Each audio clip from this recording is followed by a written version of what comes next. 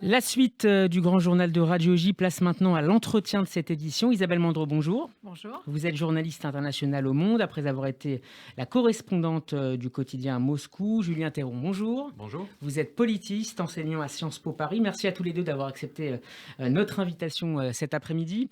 Nous vous recevons à l'occasion de la parution d'un livre écrit à quatre mains, Poutine, la stratégie du désordre, paru chez Talandier. Je le montre, le livre à la caméra devant moi. Une enquête documentée et absolument passionnante sur les moyens utilisés par le dirigeant russe depuis 20 ans pour redorer la puissance russe à l'échelle internationale et assurer sa stabilité intérieure, et ce par tous les moyens.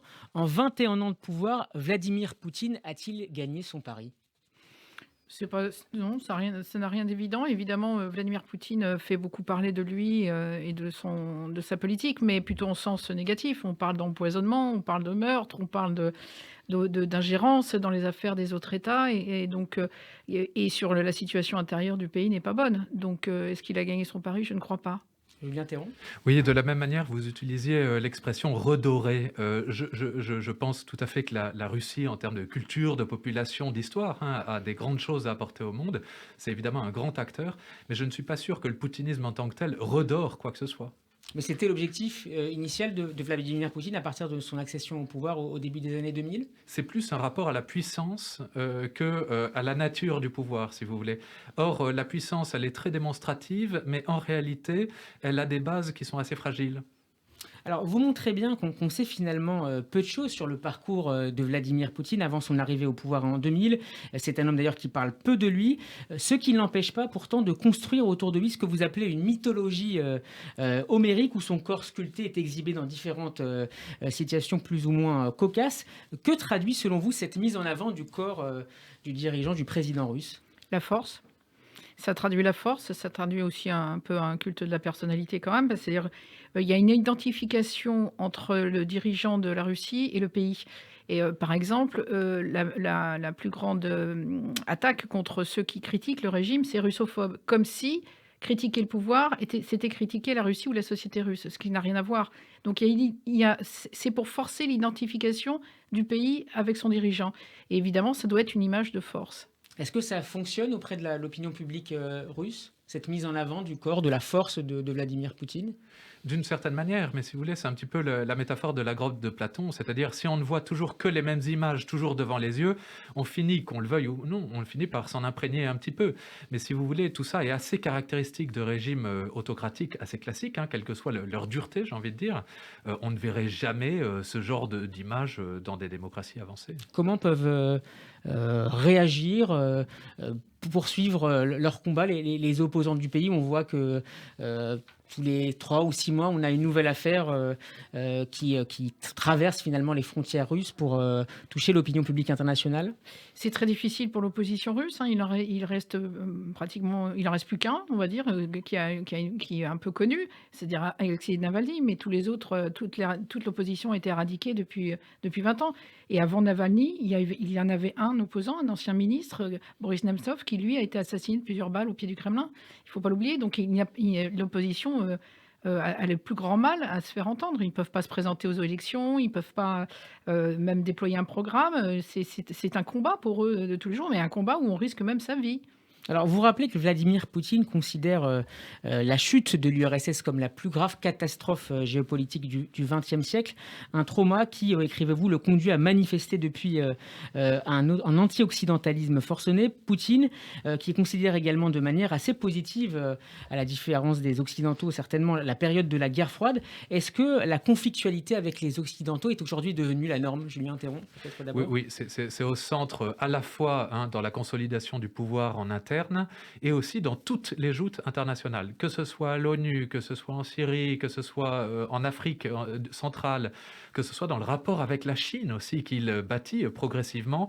Et tout cela est motivé par une rivalité avec l'Occident qui a ce système démocratique et libéral que le pouvoir rejette foncièrement, je veux dire dans son fondement idéologique, mais aussi parce que le pouvoir russe n'est pas aussi efficace. Il suffit de regarder l'ensemble des indicateurs. Est-ce que vous pensez que la période du mandat de George W. Bush aux États-Unis, avec les déboires notamment en Irak, ont permis à Vladimir Poutine justement de défendre un autre type de discours, notamment sur le rétablissement de l'ordre traditionnel ancien, peut-être plus stable selon lui que celui qu'essayaient d'imposer les Américains à l'époque? Certes, puisque en fait, le Kremlin est toujours fasciné par le face-à-face avec les États-Unis, donc ça, c'est une constante. Mais la présidence de Bush a été effectivement une porte ouverte aussi dans laquelle s'est engouffré Vladimir Poutine, puisque l'invasion de l'Irak, etc., etc. Donc, les Wagner, aujourd'hui, qu'on voit, c'est-à-dire les mercenaires russes qu'on voit se déployer partout sur le terrain, bien que les sociétés militaires privées soient illégales en Russie, ça procède aussi évidemment de toute cette expérience. Encore une fois, Vladimir Poutine, il en est à son 5e président américain. Et je crois que Sergueï Lavrov avait dit à Laurent Fabius au moment de son arrivée au Quai d'Orsay que dans le cadre des négociations nucléaires iraniennes, lui avait beaucoup plus d'expérience, avait vu déjà beaucoup d'autres ministres des Affaires étrangères opposés à lui. La Russie est en guerre, écrivez-vous dans ce livre, encore une fois vraiment passionnant. Vladimir Poutine a finalement inspiré toute une série d'autocrates à travers la planète, d'Al-Sisi en Égypte à Bolsonaro au Brésil ou en passant par Erdogan en Turquie, des hommes qui mènent, selon vous, une révolution autoritaire mondiale dirigée contre l'Occident. Est-ce qu'on peut parler d'un bloc homogène? Disons qu'elle n'est pas foncièrement, initialement, dirigée contre l'Occident, mais de facto, effectivement, cette espèce de diversité de régimes. Hein. Il y a des régimes autoritaires en Russie, en Turquie, puis il y a des régimes totalitaires comme la Corée du Nord, et ça constitue une sorte d'international autocratique. Dirigé par Poutine, de facto? Dirigé, il n'y a pas de... Et disons, on pourrait parler éventuellement de leadership, mais pas de direction ou de directoire. Mais bien sûr, la Russie veut prendre sa part, en tout cas, du leadership. La Chine, évidemment, en a aussi la sienne. Mais il est très clair que si l'on regarde, par exemple, les résolutions au Conseil de sécurité, si l'on regarde qui félicite qui quand il y a des élections tout à fait, où on peut être tout à fait dubitatif sur la qualité de la démocratie qui est mise en place, eh bien, on s'aperçoit, par exemple, que pour la dernière élection, en 2007, en tout cas, de Bachar al-Assad, il y a tout un tas d'autocrates, en fait, qui viennent remercier, qui s'autocongratulent et qui se mettent en place comme ça, progressivement, par le droit et par les rapports géopolitiques, cette internationale, effectivement, de facto, c'est contre l'Occident, qui est quand même le porteur initial et fondamental de la démocratie libérale. Et Isabelle Mandreau? s'il ne dirige pas cette internationale autocratique, en tout cas, Vladimir Poutine est le précurseur, puisque en fait, c'est lui qui il est depuis, comme vous le disiez, 21 ans au pouvoir, bientôt 21 ans, et donc il en est le précurseur. Et si il s'est permis des choses comme l'annexion de la Crimée, etc., c'est un signal qu'il a envoyé à toute la Terre. Vous parliez de la Syrie il y a un instant. On sait la vigilance de Moscou à ses frontières, sur son étranger proche. Mais on voit depuis 2015 l'armée russe intervenir en Syrie dans les airs. Quels étaient les objectifs de cette opération russe, de cette intervention russe en Syrie pour sauver, je réponds un peu à la question, mais vous allez certainement développer, pour sauver le régime Bachar el-Assad? Et quels ont été les résultats, les conséquences positives et négatives de cette intervention? Très clairement, l'objectif, au-delà de sauver le régime syrien, qui n'est qu'un label aujourd'hui, hein, le régime est quasiment sous coprotectorat russo-iranien aujourd'hui, avec la réforme du système de sécurité avec des hommes russes, et puis avec les Rached el-Shahabi, bien sûr, pro-iraniens dans le pays. Donc au-delà de ces objectifs qui sont quasiment tactiques, en fait, et sur lesquels la Russie a réussi à les obtenir, au-delà de ça, l'idée c'était de dire: on arrête les révolutions arabes, on arrête les transitions démocratiques, comme l'Ukraine a servi à arrêter les révolutions de couleur. L'idée, c'est de dire, ça, pour nous, on considère que c'est existentiel, mais regardez, on est en train d'avancer dans le monde, parce que avant, comme vous le disiez, hein, Steve, c'était avant dans l'entourage de la Russie. Bien sûr, on parlait de la Géorgie, de l'Ukraine, mais la Syrie, ça a permis de dire, maintenant, on porte nos intérêts plus loin, on les porte y compris en Méditerranée. Syrie, absolument, et après, on a vu la même chose en Libye, et avec le maréchal Haftar, et puis ensuite en Afrique subsaharienne. Donc, si vous voulez, on repousse les frontières des intérêts progressivement en mettant un coup d'arrêt à la démocratie. Un dernier mot, Isabelle Mandreau, il nous reste quelques secondes.